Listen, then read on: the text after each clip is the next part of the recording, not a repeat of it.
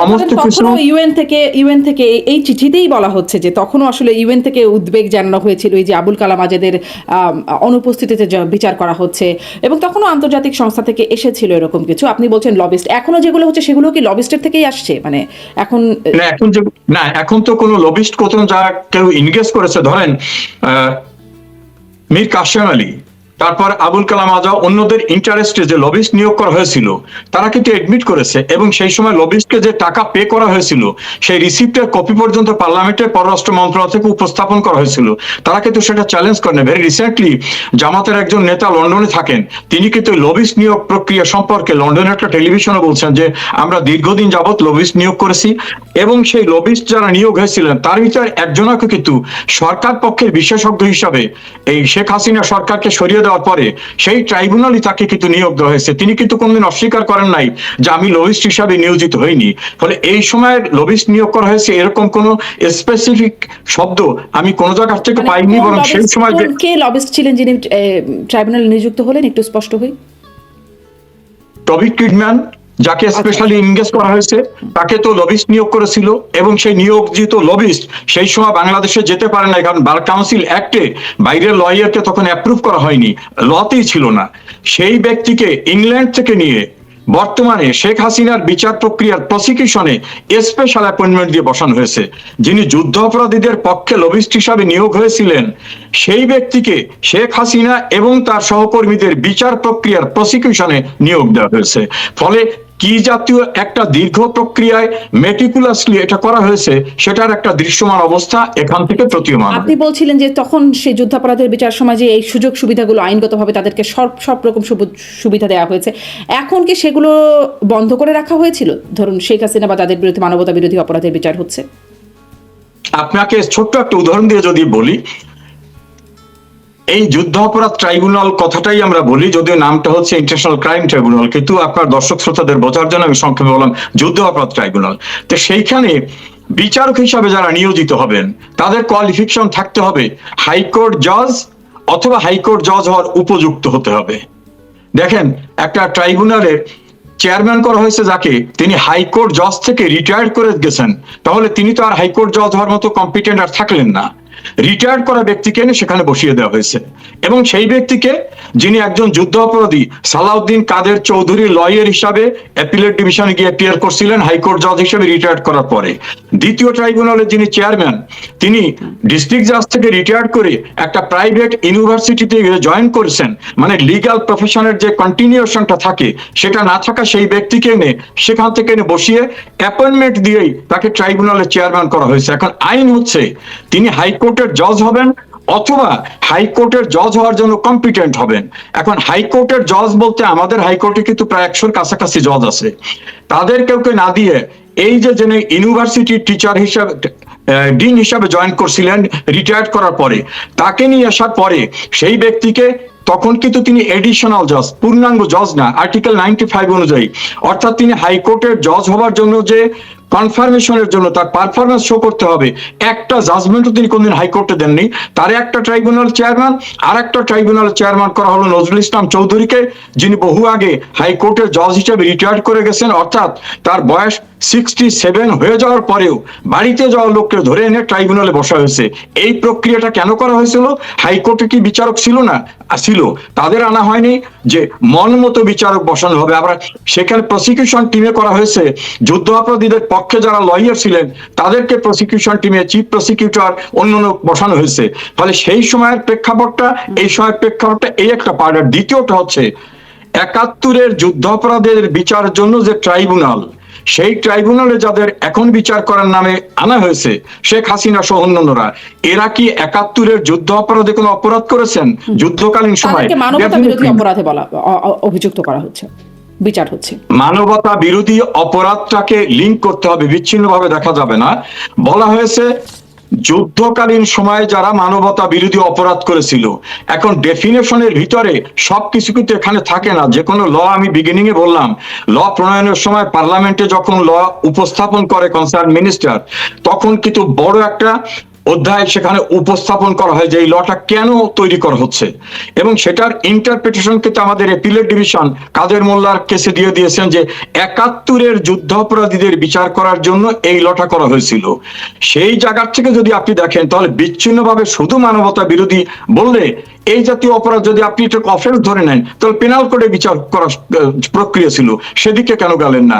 71-এর যুদ্ধ অপরাধের মানবতা বিরোধী অপরাধ যেটা, সেইটাকে দিয়ে এইটার সঙ্গে লিঙ্ক করার চেষ্টা করা হলে এটা লিগালি এই অ্যাকসেপ্টেবল। কথাগুলো ধরেন এখন যেমন চিঠি দিয়ে বলা হচ্ছে, তো তখন আদালতে কেন গিয়ে বলার চেষ্টা করা হলো না? ধরেন জেরাই খান পান্না পরবর্তীতে আইনজীবী হিসেবে দাঁড়াতেও চাইলেন, তিনি আওয়ামী লীগের পক্ষে খুব শক্তভাবে বিভিন্ন সময় কথা বলেছেন, তিনিও দাঁড়াতে চেয়েছিলেন, তাকেও সমর্থন দেয়নি আওয়ামী লীগের পক্ষ থেকে। কেন মানে আদালতে কেন এই কথাগুলো বলার প্রক্রিয়া বা চেষ্টা করলো না শেখ হাসিনার পক্ষ থেকে? যে আদালতের ফরমেশনটাই অবৈধ হয়েছে, মহামান্য রাষ্ট্রপতিকে দিয়ে একটা অর্ডিন্যান্স জারি করে আদালতের আঙ্গিকে নতুন কিছু সংযোজন করা হয়েছে, বিচারক নেওয়া হয়েছে নিজেদের মতো করে। একজন বিচারক আছেন, তিনি জাতীয়তাবাদী আইনজীবী ফোরামের সুপ্রিম কোর্টের একটা ইউনিটের নেতা, তাকে যেদিন অ্যাপয়েন্টমেন্ট দেওয়া হয়েছে পরের দিন সেখানে তাকে মেম্বার করে দেওয়া হয়েছে। আর কয়েকজনের কথা তো আমি বললাম। ফলে যেখানে আমি পরিষ্কারভাবে বুঝতেছি যে formation of tribunal with a malafide motive 71-এর যুদ্ধাপরাধীদের বিচার করার প্রতিশোধ নেওয়ার জন্য হয়েছে, সেই ট্রাইব্যুনালে শেখ হাসিনা যাবে কি অবস্থায়? শেখ হাসিনা কি বাংলাদেশে থাকার মতো অবস্থা ছিল? যেখানে ছাত্র শিবিরের সাবেক দেওয়া কেন, মানে যাকে আপনারা শুরু থেকেই অবৈধ বলছেন সেখানে এখন চিঠি দিয়ে এগুলো বলার উদ্দেশ্য? এই চিঠিটা সম্পর্কে আমি জানি না বিধায় তো আমি বললাম যে এটাকে আমি ডিফেন্ড করা বা ডিফেন্ড না করা, এটা আপনাকে আমি কনফার্ম করতে পারি। মোহাম্মদ এ আরাফাত তিনিও বিষয়টা কনফার্ম করেছেন যে হ্যাঁ এটা তিনি পাঠিয়েছেন, এটা আমি দায়িত্ব নিয়ে বলছি।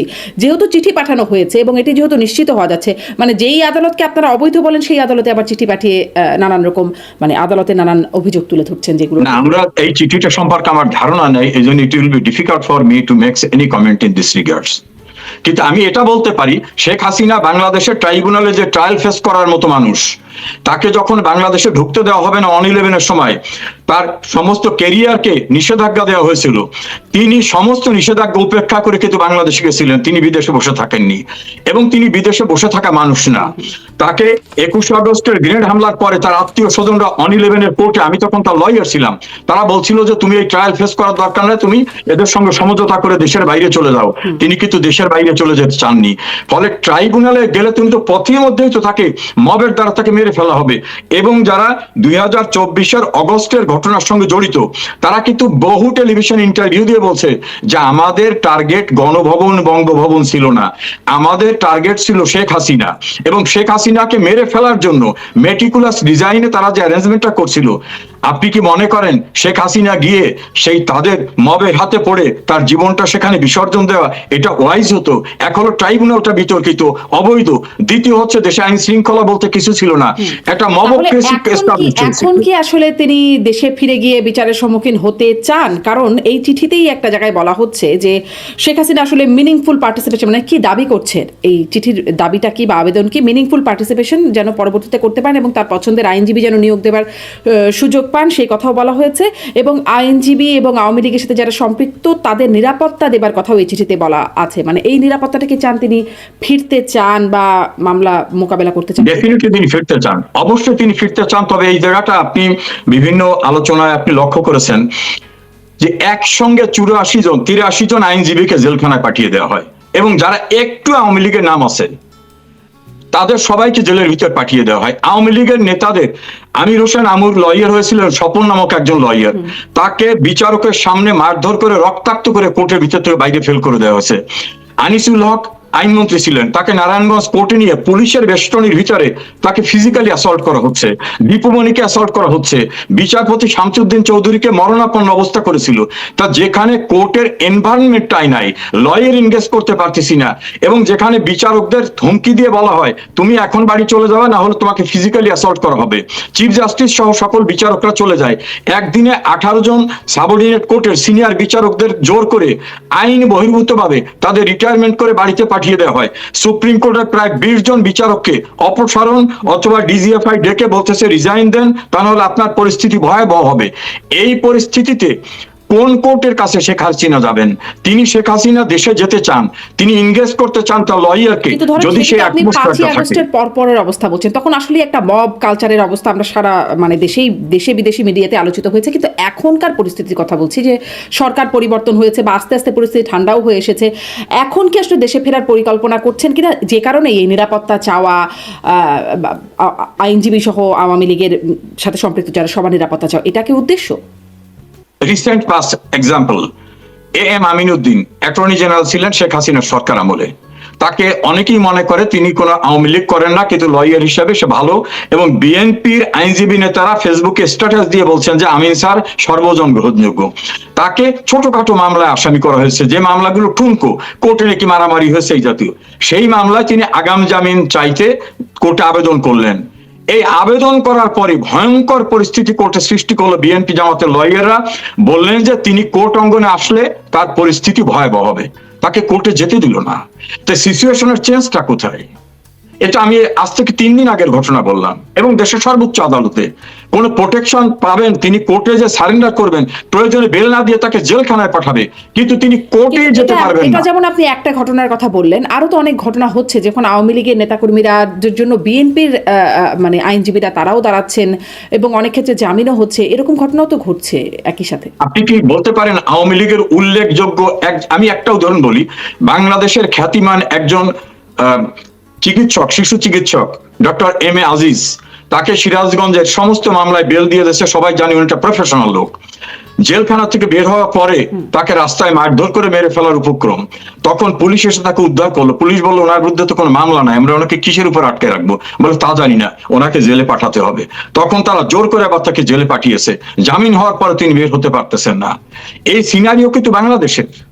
যে আপনি বিচ্ছিন্ন অবস্থা কিন্তু কোনো জায়গায় না, আপনি উল্লেখযোগ্য একজন নেতার কথা বলেন যে আওয়ামী লীগের কোন নেতা বা একটা ইউনিটের কেউ বের হয়ে আসতে পারছে, এরকম দৃষ্টান্ত কিন্তু নাই। আমি সুপ্রিম কোর্টের লয়ার, আমি প্রতিনিয়ত বার কাউন্সিলে ছিলাম, সারা বাংলাদেশের কোর্ট কাছারি সম্পর্কে জানি।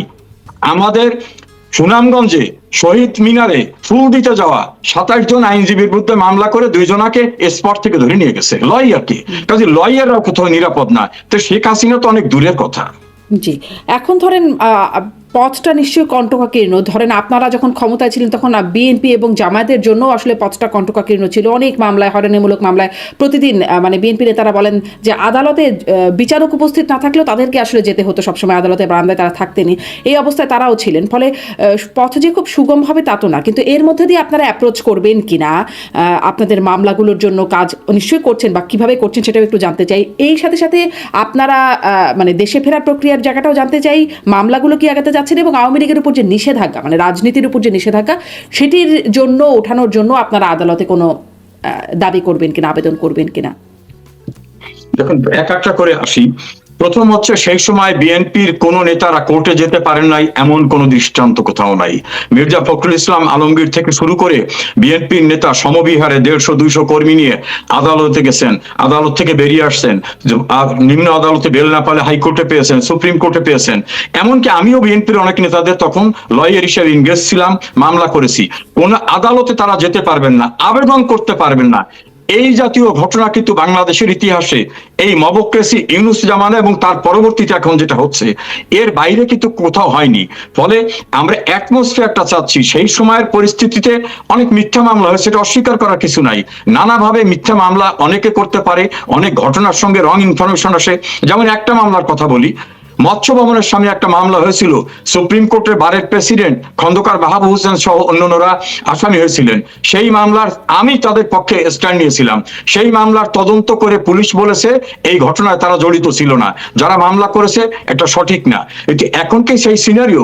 একটা দৃষ্টান্ত দেখাতে পারবেন? ছোট্ট করে মাঝখানে জিজ্ঞাসা করে, আপনি তাদের পক্ষে যেমন স্ট্যান্ড নিয়েছিলেন, একটা ভুয়া বা মামলা হয়েছিল সেই ক্ষেত্রে, এখন আপনার পক্ষে কি এরকম তারা কেউ স্ট্যান্ড নিচ্ছেন কিনা, তারা আপনার সহকর্মী?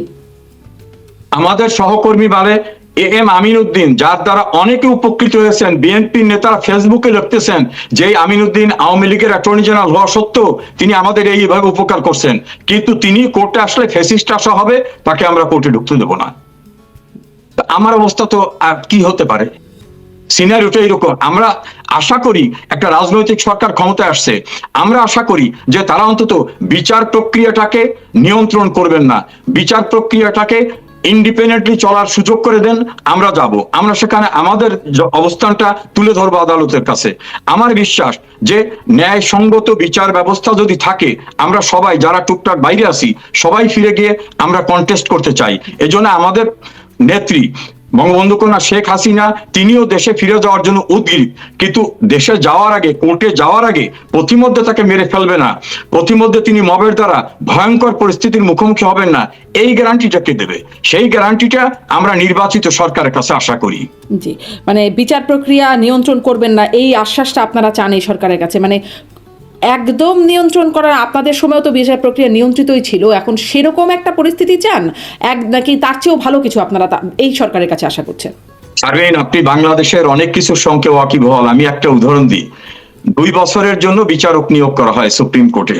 2 বছরে তার পারফরমেন্স অ্যাসেস করা হয় যে তিনি অতিরিক্ত বিচারপতি হিসাবে কি কি ভালো কাজ করলেন, তাকে কনফার্ম করা যাবে কিনা। যদি কনফার্ম করার মতো না হয় তাকে বাদ দেওয়া হয় অথবা তাকে আর 1 বছর এক্সটেনশন দেওয়া হয়। আপনি বাংলাদেশের ইতিহাসে না, ভারত উপমহাদেশের ইতিহাস শুনেছেন যে 2 বছরের জন্য নিয়োগ দেওয়া বিচারকদের 1 বছরের মাথায় কনফার্ম করে দিচ্ছে। ইতিমধ্যে অনেক কোনো জাজমেন্টই দেয় নাই। এবং তারা কারা?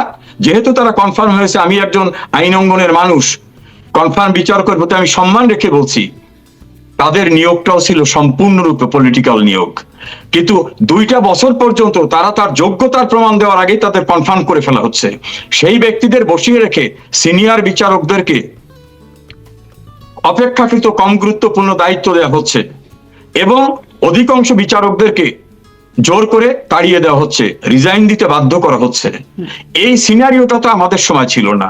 দেখেন, আমি একটু sorry, chief justice S K Sinha, তাকে তো সেখানেও তো কিছু ইনভলভমেন্ট ছিল, তার চলে যাওয়াটাও তো আমি আপনার এই প্রসঙ্গটা যাব। আমি আপনার সঙ্গে তৎকালীন প্রধানমন্ত্রী শেখ হাসিনার বিরুদ্ধে 3টি কন্টেম্পট মামলা হয়েছিল। একটা অ্যাপিলেট ডিভিশনে, হাইকোর্ট ডিভিশনে, একটা ছিল জাস্টিস সৈয়দ আমিরুল ইসলামের কোর্টে, আর একটা জাস্টিস এম হকের কোর্টে। তখন কিন্তু তিনি সিটিং প্রাইম মিনিস্টার। এই বিচারকরা তাদের মতো করে জাজমেন্ট দিয়েছেন। তাদের একজন বিচারককেও কোর্ট অঙ্গনে যেতে পারবে না, রিজাইন দিতে হবে, এ জাতীয় পরিস্থিতির মোকাবেলা করতে হয় নাই। তবে জাস্টিস এস কে সিনহার কথাটা আপনি বলছেন, অবশ্যই এস কে সিনহার ঘটনাটা ডিফারেন্ট ছিল। আমি সেই ঘটনার অনেক প্রসঙ্গে অবজার্ভ করেছি, উইটনেস করেছি।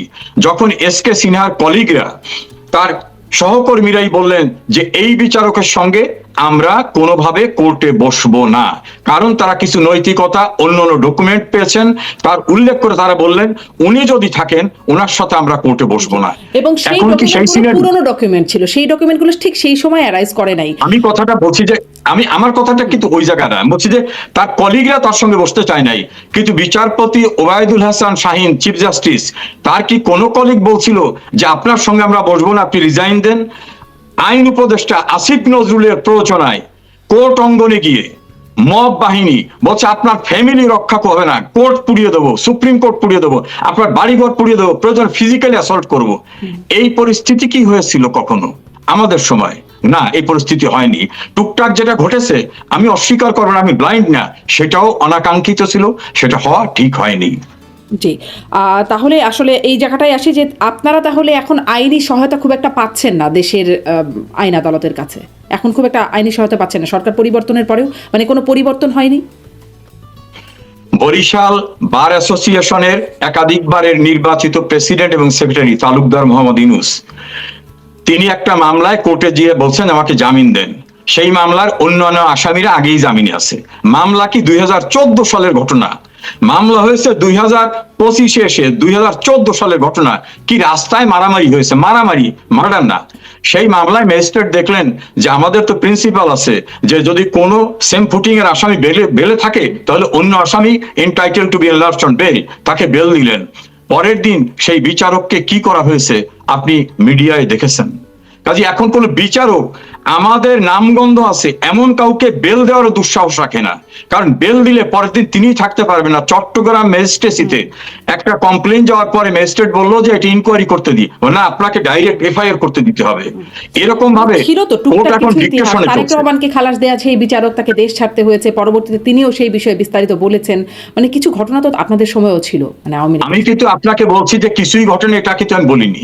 আমি বলছি যা ঘটেছে তার সেটা মাত্রা অনাকাঙ্ক্ষিত ছিল, কিন্তু এখন যেটা ঘটতেছে এই অবস্থা নিশ্চয় নেই। শেখ হাসিনার বিরুদ্ধে জাজমেন্ট দেওয়া বিচারকরা নির্বিঘ্নে কোর্ট করে ইন ডিউ প্রসেস তাদের বয়স শেষ হওয়ার পর রিটায়ারমেন্টে গেছেন। কেউ কোনো মামলায় পড়েন নাই। চিফ জাস্টিস খায়রুল হকের মতো হত্যা মামলায় হ্যান্ডকাপ দিয়ে তাদের কখনো কোর্টে নেওয়া হয়নি।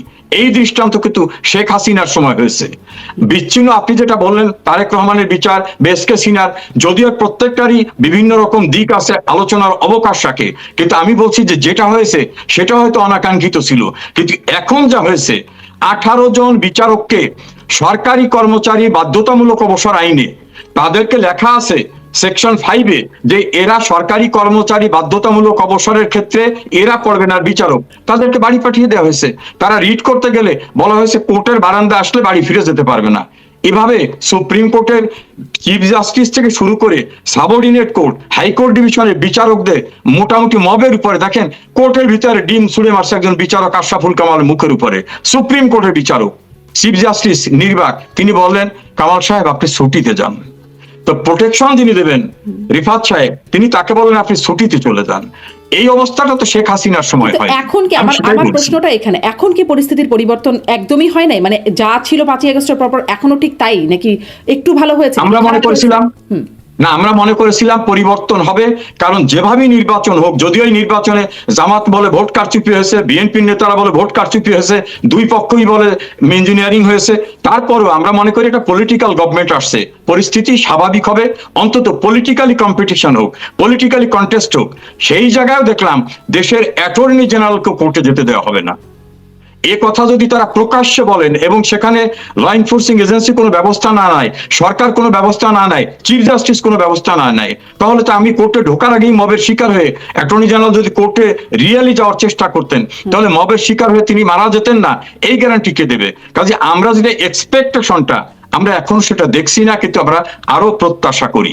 জি, আপনারা প্রত্যাশা করেন। এখন আরো একটা মানে আর একটা আইনের আর একটা জায়গায় দেখা যাচ্ছে যে 1/11 যারা কুশীলব ছিলেন তারা একে একে গ্রেপ্তার হচ্ছেন। ইতিমধ্যে 3 জনকে গ্রেপ্তার করা হয়েছে, lieutenant general Masud Uddin Chowdhury, lieutenant general Khaled Mamun এবং সবশেষ লেফটেন্যান্ট কর্নেল বরখাস্ত আফজাল নাসের। এই 3 জন গ্রেপ্তার হয়েছেন, তাদেরকে রিমান্ডে জিজ্ঞাসাবাদ করাও হচ্ছে। এবং সেই সময় তো আসলে যেমন বর্তমান প্রধানমন্ত্রী তারেক রহমান, তার ভাই অকথ্য নির্যাতনের শিকার হয়েছেন, বিএনপি নেতারা এবং আওয়ামী লীগের সিনিয়র নেতারা থেকে বিভিন্ন পর্যায়ের নেতারা আসলে নির্যাতনের শিকার হয়েছেন। এখন যে তাদেরকে গ্রেপ্তার করা হচ্ছে, আপনারা কি সন্তুষ্ট? মানে আপনারাও তো নির্যাতনের শিকার হয়েছেন সেই সময়, এখন তারা। দেখুন, আমি একজন লয়ার, যদি সেই অপরাধে তাদেরকে গ্রেপ্তার করা হয় আমি কোনোভাবেই এটার এগেনস্টে না। আমি মনে করি যারাই অবৈধভাবে ক্ষমতা দখলদার, যারা ইউজার বার, মানে যার এখতিয়ারই ছিল না ওই দায়িত্ব পালন করার, তারা যে পারবে না এটা কিন্তু 5th অ্যামেন্ডমেন্ট মামলায়, 7th অ্যামেন্ডমেন্ট মামলায় আমাদের সুপ্রিম কোর্টও বলছে, যার এখতিয়ার ছিল না ক্ষমতা দখল করার,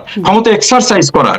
এই যে এরশাদের এবং জিয়াউর রহমানের ক্ষমতা দখল, মোস্তাকের, এই বিষয়ে জাজমেন্ট হয়ে গেছে, সেই সময়ের অপরাধে তাদের গ্রেপ্তার করছে না, কেউ কেউ ধরতেছে মানব পাচার আইনে।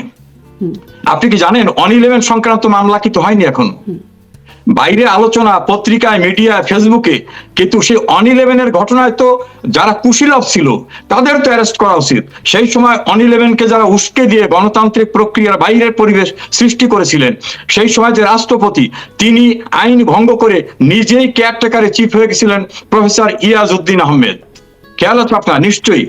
এবং তারা 22শে জানুয়ারি নামক একটা নির্বাচন তোলার চেষ্টা করেছিল। এই যে ইউনূস, তিনি নাগরিক শক্তি নামক একটা দল গঠন করে পত্রিকায় বিবৃতি দিয়েছিলেন, তিনি মানুষকে পাননি।